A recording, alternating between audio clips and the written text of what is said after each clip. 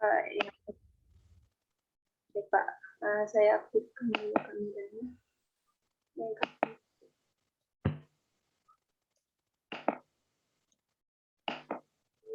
Share screen.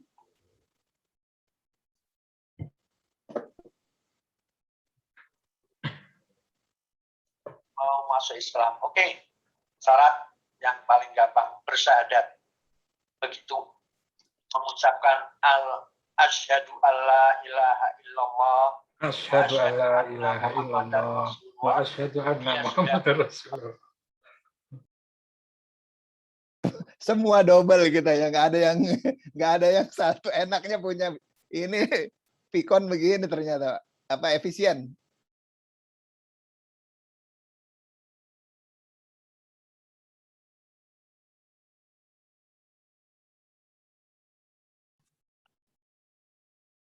Maaf, silakan lanjut. Mana Jumatun? Tes. Halo? Silakan Jumatun, lanjut. Mbak ini langsung share screen dulu ya.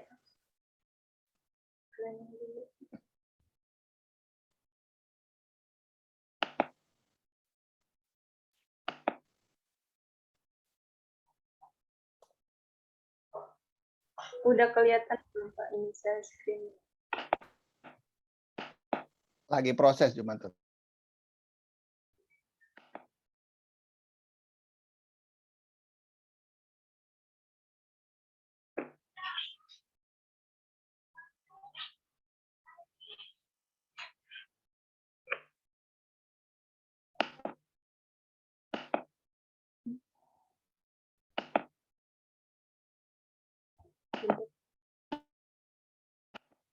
Astaga.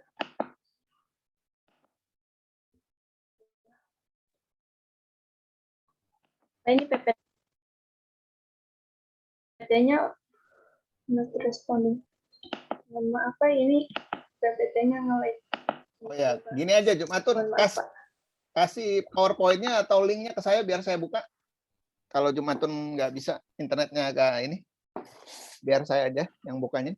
Nanti Jumatun tinggal baca. Ada Pak di Google Drive. Ya, di Google Drive bersama Pak. Oh, udah kelihatan belum Pak? Lagi proses nih sekarang. Jumatun di daerah mana ini? Di Ciputat Pak. Ciputatnya di mana? Di dekat MP. Oh, ya atau langsung presentasi aja ke ke fakultas. Oke, udah kelihatan. Tapi di saya belum kelihatan ya Pak. Bentar. Ngeblank. Astaga. Bentar dulu Pak, saya stop streamnya dulu. Laptopnya mati.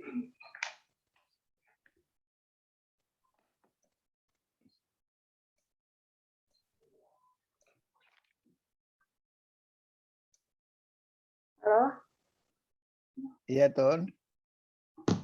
Ini ngeblank laptopnya Pak. Bentar Pak, bentar. Mohon maaf Pak. Pak Bar, boleh minta tolong share screen nggak? Iya boleh. Saya ambil nih, saya ambil layar ya. Bentar ya. Ya. Bentar. Saya ambil. Mohon maaf Pak. Nggak apa-apa Tun. Nah ini saya share drive, filenya di yang proposal ini di mana? Nurul ini? Di PPT Pak. Bukan di Nurul ya, di Jumatun. Jumatun. Yang mana? Ini, depan. Yang 12 mega. Ya, yang ini ya. Saya Ya. buka ya. Ya, yang siap. PPT. Ya.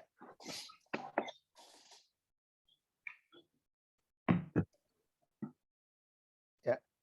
Silakan Nurul.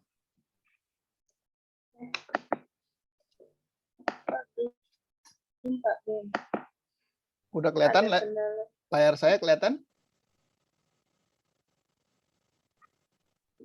Belum Pak, soalnya ini saya belum ngelihat Zoom-nya. Saya pindah ke HP dulu ya Pak. Iya, Bentar. pindah ke HP boleh. Ini saya pakai. Ya, Pak. Mohon maaf Pak.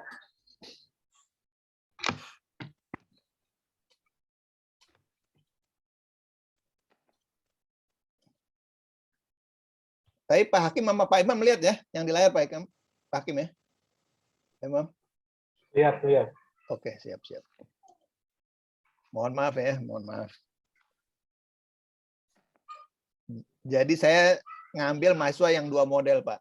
Yang ekstrim kanan dan ekstrim kiri. Jadi, Udah. ya, silakan. Tun supaya nggak feedback, Saya Alhamdulillah alamin sehat, Prof. Pakain handset Tun, supaya nggak feedback. Silakan Tun, kalau mau saya gerakin presentasinya bilang aja. Iya Pak ya.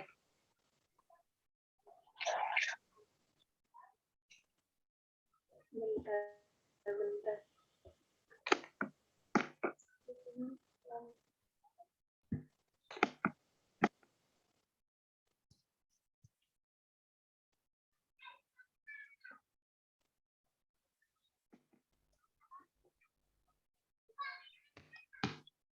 Halo Pak. Halo Ya. Pak. Tun, kelihatan layar saya? Udah Pak, udah. Udah Pak, udah. Silakan, itu jangan terlalu deket-deket sama yang satunya, Tun. Atau dipakein ini handset, Udah Pak, udah pakai. biar Ini nggak. saya, Yang satunya dikecilin suaranya, ya Pak. biar dia nggak feedback. Atau dimatiin lah. Ya Pak. Ya Pak. Masih kedengeran nggak Pak? Masih. Masih dikit lah. Saya, Atau jauh dari dia. Oke lah, nggak apa-apa Tun. Iya. Yang penting kita mulai Tun. Iya Pak, ya. Baik. Assalamualaikum warahmatullahi wabarakatuh. Assalamualaikum warahmatullahi wabarakatuh. Ya Allah, masih ya. Bentar ya Pak, Mama. Ya, suara yang satunya itu di mute. Yang Ya, nggak buat ngomong. Laptopnya ngeblank Pak, jadi susah dimatikan. Oh, udah. Udah belum Pak? Udah bagus. Oke. Baik, terima kasih sebelumnya. Terima kasih kepada dosen pembimbing dan dosen penguji saya yang telah menyempatkan hadir pada seminar kali ini, seminar proposal saya hari ini. Baik, nama saya Jumatun Fajriati, saya akan mempresentasikan proposal saya yang berjudul Penerapan RPA Robotic Process Automation untuk E-commerce Bioindustri. Next, Pak. Ya. Sebelum kita membahas terlebih dahulu, kita membahas tentang bioteknologi. Nah, bioteknologi adalah penggunaan teknologi untuk menggunakan, memodifikasi, atau meningkatkan sebagai atau seluruh sistem biologis untuk industri dan kesejahteraan manusia. Nah, penerapannya ini berkisaran banyak. Namun saya lebih ke arah penerapan untuk industri, yaitu berupa obat-obatan dan nutrisi. Nah, sejarahnya ini, sejarah dari bioteknologi yaitu diberikan oleh Insinyur Fungeire Taroli Ereki pada tahun 1999. Kenapa bioteknologi itu ada? Yaitu untuk menggambarkan teknologi yang didasarkan pada pengubahan bahan mentah menjadi produk yang lebih berguna.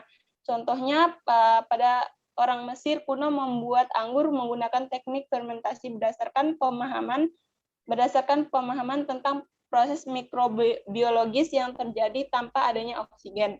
Next, Pak. Nah, ini sejarah biomodernnya. Dr. Hargobin Horana mampu mensintesis DNA dalam tabung reaksi, sementara Carl Mullis menambahkan nilai penemuan Horana dengan mengaplikasikan DNA dalam tabung reaksi ribuan kali lebih banyak dari jumlah DNA aslinya. Next, Pak.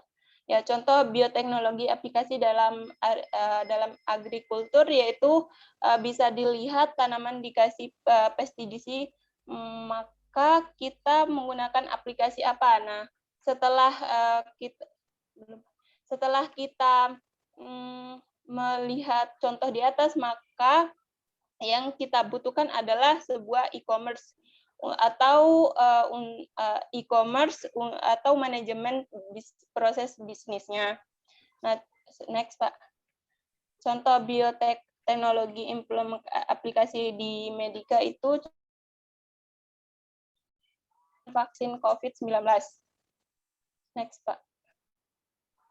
Nah, penerapan RPA itu sendiri yaitu melakukan penerapan latar belakangnya itu melakukan penerapan RPA, Robotic Process Automation. Yang kedua, mengotomatisasi tugas-tugas yang berulang dan membosankan. Yang ketiga, meningkatkan kualitas Robotic Process Automation. Next, Pak. Robotic Process Automation RPA itu sendiri berinteraksi dengan sistem komputer dengan cara yang sama seperti manusia. Nah, manfaatnya itu jauh lebih cepat dengan biaya yang lebih murah untuk menggunakan karyawan yang dibayar gajinya untuk melakukan tugas yang berulang di komputer. Yang keempat, RPA dapat digunakan untuk melakukan proses yang mencakup mengetik dan mengklik dengan cara yang sama seperti manusia. Next, Pak. Fakta. Menurut Hornsford Research 2017 dengan penelitian Efforts 2017, pasar RPA global yang mencakup layanan RPA dan perangkat lunak RPA meningkat sekitar 64% dari 2016 hingga 2017.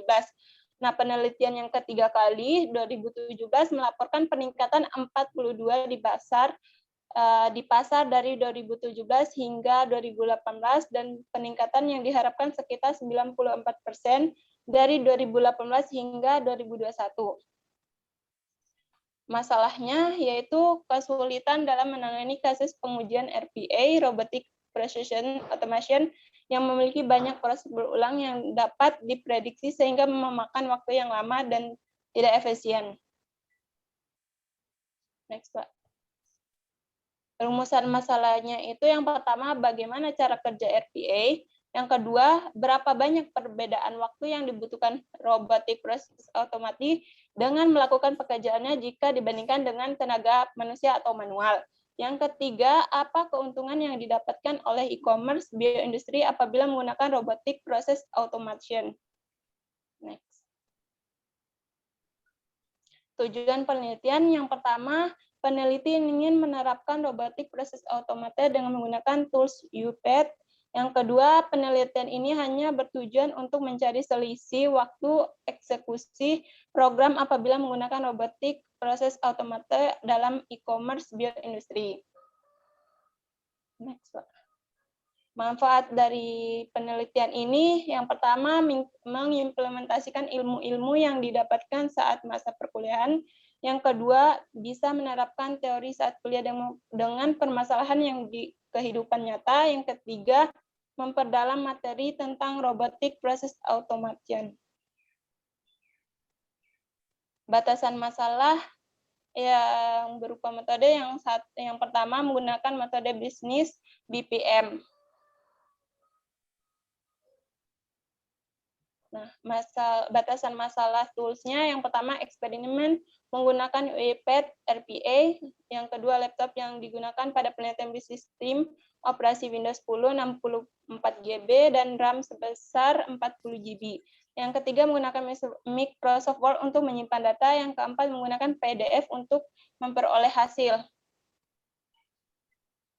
Batasan masalah prosesnya itu yang pertama, data yang digunakan dalam penelitian ini akan diekstrak dari manual ke Word. Yang kedua, bot RPA menerima data dengan formulir permintaan penerima vaksin berupa Word. Yang ketiga, bot masuk ke perangkat lunak penyediaan vaksin atau aplikasinya. Yang keempat, ekstrak dari data Word dan memasukkannya ke dalam aplikasi. Yang kelima, hasil Word maka kemudian dilakukan RPA dengan pemodelan dalam bentuk PDF. Yang keenam, mengirim surat vaksin berupa PDF menunjukkan bahwa data telah dibuat dan dikirim ke Excel. Dikirim oleh Excel. Nah, metode BPM itu sendiri yaitu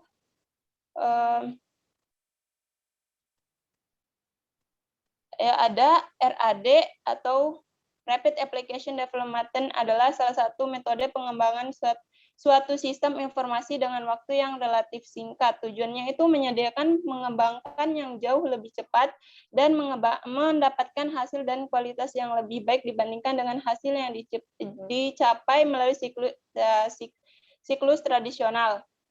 Toolsnya ada BPM life cycle-nya itu ada proses discovery-nya, yang kedua proses analisis, yang ketiga desain, yang keempat implementasi, yang terakhir monitoring dan controlling. Next, Pak. Nah, tools yang dipakai di sini yaitu UiPath. UiPath itu sendiri ada 3, yaitu UiPath Studio, yang digunakan untuk mendefinisi teks urutan kerja, library, dan algoritma yang digunakan dalam proses otomasi. Yang kedua, UiPath Robot, yaitu menjalankan workflow otomasi yang didesain di UiPath Studio. Yang ketiga, UiPath Ostros, yaitu UiPath Ostros digunakan untuk monitoring, mengontrol, dan menjadwalkan pekerjaan yang dijalankan UiPath Robot. Next, Pak. Nah, ini tabel literaturnya. Yang pertama, nama peneliti dari Lassiter and Wilcox 2016 dengan judul Robotic Process Automata, The Next Transformation Lever for Shapes. Itu toolsnya belum menggunakan apa-apa. Bidang usahanya telekomunikasi, nama perusahaannya Telefonica, penerapannya pada transformasi back office. Yang kedua itu ada M. Ramuan pada tahun 2019 dengan judul Robotic Process Automata dengan studi kasus di banking industry. Nah, toolsnya tidak ada. Bidang usahanya itu bank, nama perusahaannya tidak ada. Penerapan RPA-nya berupa upgrade BPM. Yang selanjutnya, yang ketiga, yaitu dari Movin, RM, Razian, NMI, Faser, Heli, 2018, Robotic Process Automata for Auditing.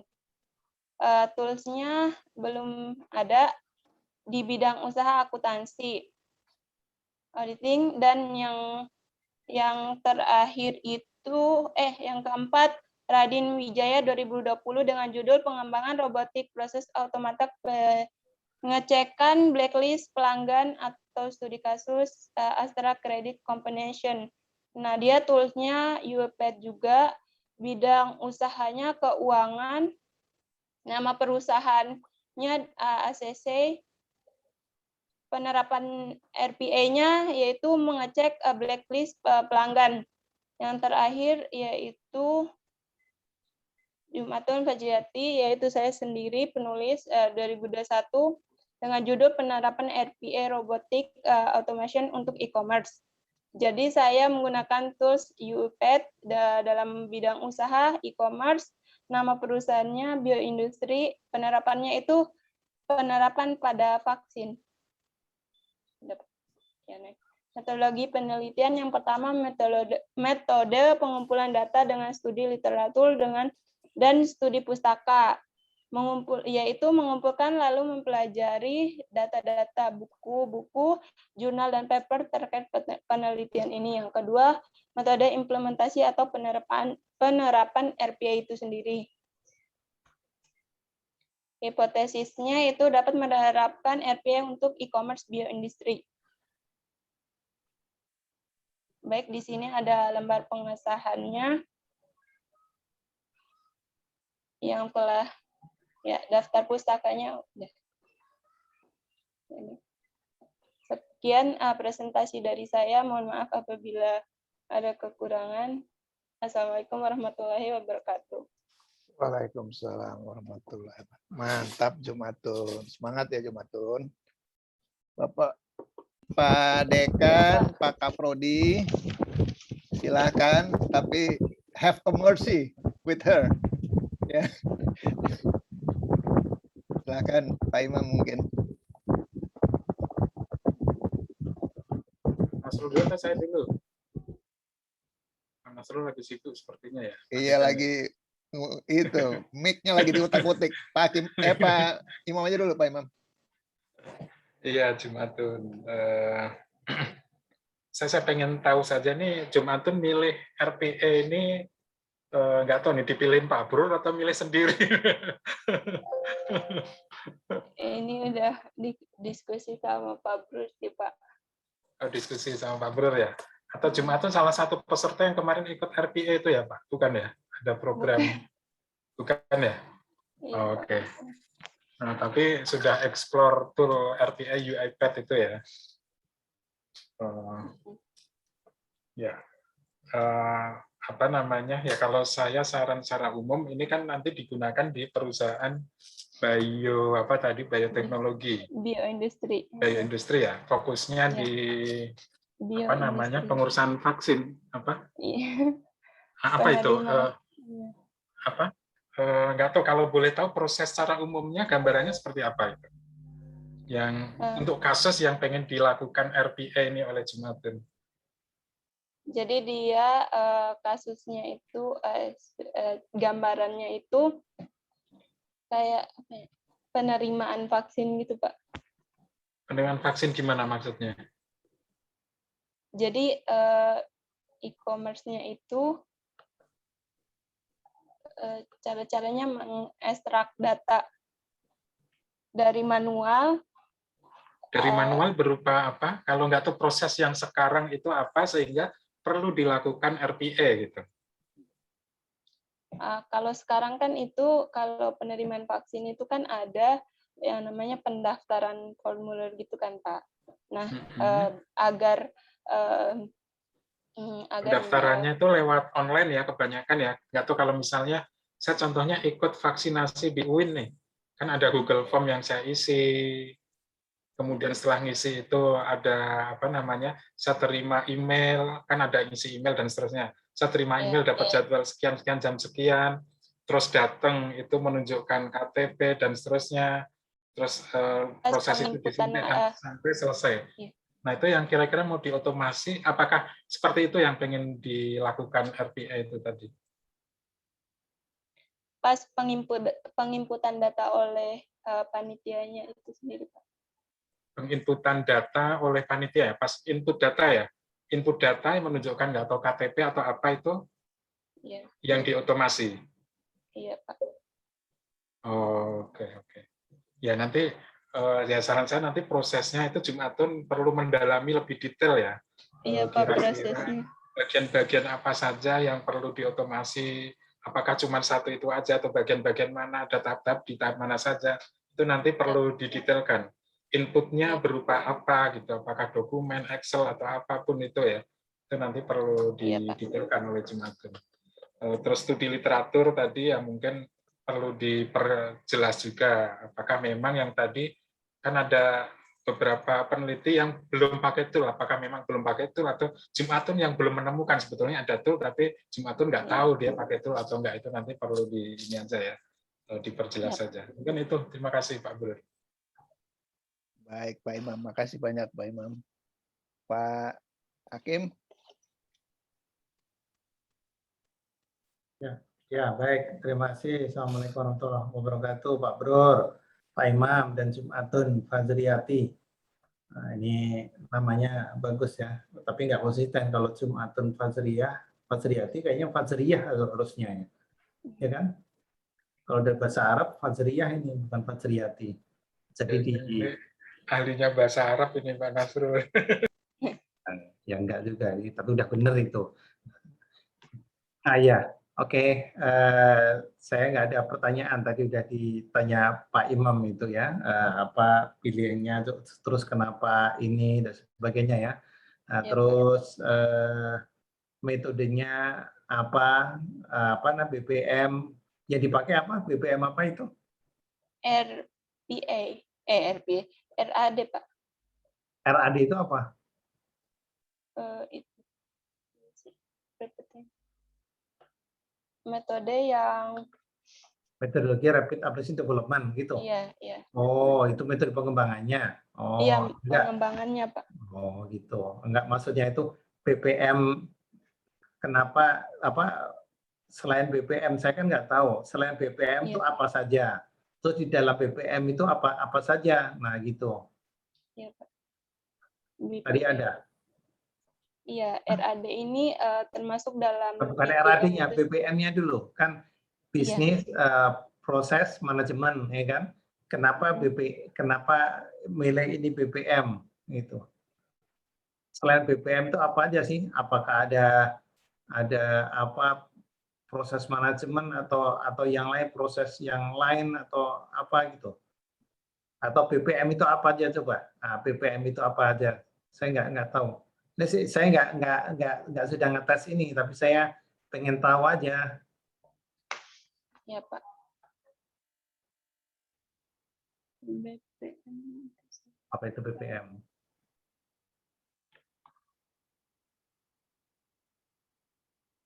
Ini kan tentang BPM. Nah, ini harusnya BPM nanti tahu dulu itu BPM seperti apa dan sebagainya. Iya, Gitu ya. proses Nanti analisis. kalau benar-benar ditanya nggak tahu BPM, padahal intinya BPM ya. Iya, Karena ini masih proposal ya wajar lah, belum ini, tapi harusnya udah tahu. Nanti seminar sudah harus tahu BPM adalah ini, apalagi sidang itu udah ya, Pak. bener tahu itu BPM itu benar-benar tahu dan sebagainya. Jadi nanti itu ya di apa namanya yang tadi di otomasi itu apa saja. Kalau ini tadi kalau saya lihat sekilas itu adalah ada data raw data teks kemudian diotomasi gitu ya. Nah, itu ya. Tadi ditanyakan kenapa apa tadi yang diotomasi apa, field apa saja. Nah, kenapa kok itu saja? Nah, kok itu yang diotomasi? Kenapa yang dipilih itu harus tahu ya kan? Nah, Ya, nanti coba dipelajari lagi supaya kita lebih paham lagi ya, terutama Jumatun. Kalau yang lain nggak paham nggak masalah, saya nggak paham itu nggak masalah, tapi diri sendiri paham itu ya, Pak. harus paham dulu gitu ya. Nah, gitu. Tapi sangat menarik ini dan sedang diperlukan tidak hanya metodenya tapi memang objeknya memang sangat diperlukan. Nah, itu yang memang benar dicari. Kita harus cari momen-momen tersebut gitu ya. Nah, nanti explore lagi. Siapa tahu ada yang ketemu yang lebih apa namanya lebih wow lagi. Nah, tapi ini udah bagus nih ya. Yang penting jalankan saja sesuai dengan bisnis proses manajemen yang bagus. Gitu ya, Iya, baik, Pak. Udah jalankan metodologi udah bagus, udah bisa lulus gitu ya kan. Oke. Mungkin itu dari saya, tapi yang ini saya tekankan agar Jumatun Fajriyah mempelajari lagi ini ya, Jumatun Fajriyati mempelajari topik ini yang sudah dipilih. Ini kan katanya tadi pilih dari sendiri-sendiri kan, bukan dari masukan dari bimbing dan sebagainya itu ya. Nah, udah berarti bagus ini ya. Oke, explore lagi. Terima kasih Pak Bro, Pak Imam dan Jumatun Fajriyah. Iya, Pak. Terima kasih banyak, Pak. Oke, terima kasih Pak Dekan, Pak Kaprodi. Mungkin kita izin pamit dulu supaya Jumatun menenangkan dirinya dulu ya. Iya, Pak. Terima kasih banyak, Pak. Ya, bimbingnya sama Pak Bro sama siapa rencananya? Ini Pak, pembimbing satunya sama Pak Brur, pembimbing duanya Bu Desi. Sudah ya. Oke, udah ya, nanti kontakannya. Ini modelnya mirip. Nggak dipanggil dia. Enggak, jadi ini modelnya mirip kayak Dita Pak Hakim. Ini mau apa case-nya lah ya. Mirip-mirip lah ya. Jadi harus maklum lah, nanti kita ngobrolin di rapat aja mungkin ya. Pak Hakim, mohon maaf ya. Oke, terima kasih banyak semuanya. Saya tutup dulu. Pak, Makasih. terima kasih banyak, Pak.